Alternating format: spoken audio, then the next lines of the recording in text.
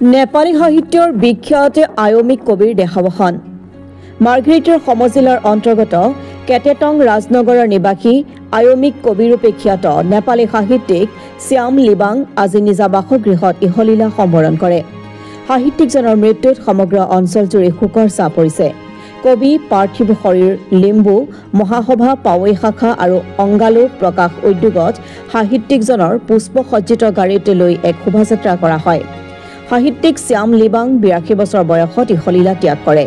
সাহিত্যিকজনে নিজৰ নেপালী ভাষাত উকুচ মুকুচ চচৰ ভিত্ৰ পৰখাল মানছে আৰু তাতুহিও কবিতা পুথি প্ৰকাশ কৰিছিল।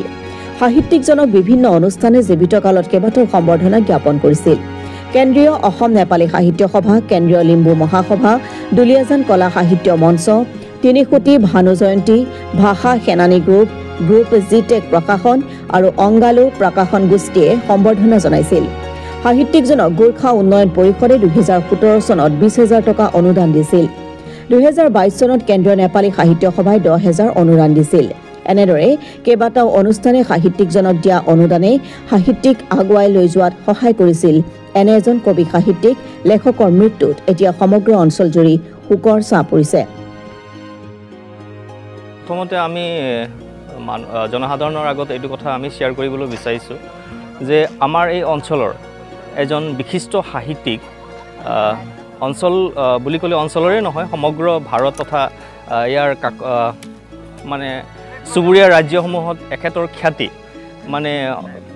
খ্যাতিসম্পন্ন ব্যক্তি এজন প্ৰয়াত শ্যাম কুমাৰ লিম্বুদেৱৰ আজি দেহাৱসান হৈছে। তেখেত আয়ামিক কয় নহয় বহুমাত্ৰিক মাল্টি ডাইমেনশ্যনেল এজন কবি আছিল বুলি আমি জানো। আৰু তেখেতৰ অনুপ্ৰেৰণাতে তেখেতে যিখিনি সাহিত্য চৰ্চা কৰিছিলে আমাৰ এই অঞ্চলত, আমি যেতিয়া সৰু আছিলোঁ বা যেতিয়া আমি শিক্ষাৰ্থী হিচাপে জীৱন অতিবাহিত কৰিছিলোঁ, সেইটো সময়ত তেখেতৰ পৰশত পৰি পেলাই তেখেতে যিটো সাহিত্য চৰ্চা কৰিছিলে এইটো অঞ্চলত, তেখেতৰ পৰশত পাই পেলাই আমি বহু অনুপ্ৰাণিত হৈছিলোঁ কবিতা লিখিবলৈ, সাহিত্য জগতৰ বিভিন্ন ধৰণৰ প্ৰবন্ধ আজি লিখিবলৈ তেখেতৰ পৰা আমি অনুপ্ৰাণিত হৈছিলোঁ। গতিকে এনে এজন ব্যক্তি হয় যিজন দাৰ্জিলিঙৰ পশ্চিমবংগৰ দাৰ্জিলিঙৰ কিছুমান কিন্তু সম্পূৰ্ণভাৱে মই পুষ্টি কৰিবলৈ বিচৰা নাই, শুনামতে তেনেকৈ বিশ্বাসযোগ্য সূত্ৰৰ পৰা নহয় যদিও মই শুনিব পাইছোঁ। এইটো বাৰু সংবাদ মাধ্যমে বা জনসাধাৰণে বিবেচনা কৰিব যে মই শুনামতে তেখেতৰ যিটো কবিতা সংকলন আছে, সেই কবিতা সংকলনৰ এটা কবিতা সেই পশ্চিমবংগৰ এখন বিদ্যালয়ত মানে পাঠ্যক্ৰমত নেশ্যনেল মতলব টেক্সট বুকত পাঠ্যক্ৰমত সন্নিৱিষ্ট কৰা আছে আৰু শিক্ষাৰ্থীসকলে তেখেতৰ কবিতা অধ্যয়ন কৰিবলগীয়া হৈছে বুলি মই শুনিব পাইছোঁ। মই ক'লোঁ ইতিমধ্যে যে এইটো কিমান দূৰ সঁচা বাৰু বিজ্ঞজনে এইটো বিবেচনা কৰিব। আৰু এনে এজন পুৰোধা ব্যক্তি, মাননীয় ব্যক্তি, সাহিত্য জগতৰ এজন ধ্ৰুৱতৰা হিচাপে মই অভিহিত কৰিবলৈ বিচাৰিছোঁ। তেনেকৈ এজন ব্যক্তিক আমি আমাৰ মাজৰ পৰা চিৰকালৰ বাবে হেৰুৱাত আমি অত্যন্ত মৰ্মাহত হৈছোঁ আৰু লগতে তেখেতৰ পৰিয়ালবৰ্গলৈ আমি সমবেদনা জ্ঞাপন কৰিছোঁ। তেখেতৰ বিদেহী আত্মাই স্বৰ্গত চিৰশান্তি লাভ কৰক, এই কামনা প্ৰাৰ্থনা স্তুতি আমি তেখেতৰ প্ৰতি জনাইছোঁ।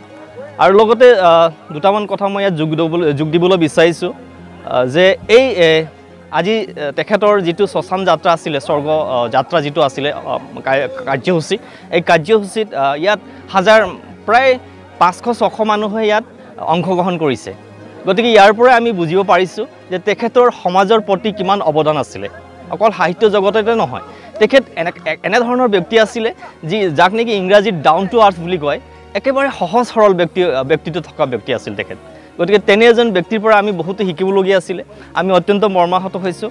আৰু এই অনুষ্ঠানটিত আজি অন্তিম অনুষ্ঠানত তেখেতৰ জীৱনৰ অন্তিম যিটো কাৰ্যসূচী আছিলে বা অনুষ্ঠান আছিলে, এই অনুষ্ঠানত আমাৰ বিভিন্ন দল সংগঠনে যোগদান কৰিছে। লিম্বু মহাসভা কেন্দ্ৰীয় সমিতিৰ হয় বিশিষ্ট ব্যক্তি, বিভিন্ন পদত অধিষ্ঠিত ব্যক্তিসকল আহি তেওঁলোকে শ্ৰদ্ধাঞ্জলি জ্ঞাপন কৰি ইতিমধ্যে গৈছে। আৰু লগতে গোৰ্খা ছাত্ৰ সন্থা, তিনিচুকীয়া জিলা সমিতি আৰু কেটেটং পাৱৈ আঞ্চলিক সমিতিৰ বিষয়ববীয়াসকলেও ইয়াত উপস্থিত আছিল। একেদৰে অংগালু প্ৰকাশন যিটো প্ৰকাশক গোষ্ঠী আছে আমাৰ এইখন অঞ্চলতে পাৱৈ বনগাঁৱত তেখেতসকলৰ বিষয়ববীয়াসকলো ইয়াত উপস্থিত আছিল আৰু লগতে বহুতো গণ্যমান্য ব্যক্তি সকলো ইয়াত উপস্থিত আছিল গতিকে আজি বৰ দুখ লাগিছে এনে এজন ৰত্ন আমাৰ মাজৰ পৰা হেৰুৱালো আমি চিৰদিনৰ কাৰণে তেখেতৰ নিচিনা আৰু এজন ব্যক্তি আমাৰ এই অঞ্চলত জন্ম লাভ কৰক পুনৰ জন্ম হওক এই কামনা প্ৰাৰ্থনা কৰি পেলাই মোৰ ক'বলগীয়াখিনি ইমানেই ক'লোঁ বাৰু ধন্যবাদ মাৰ্ঘেৰিটাৰ পৰা অৰুণ ভূঞা ৰিপৰ্ট অসম টুডে।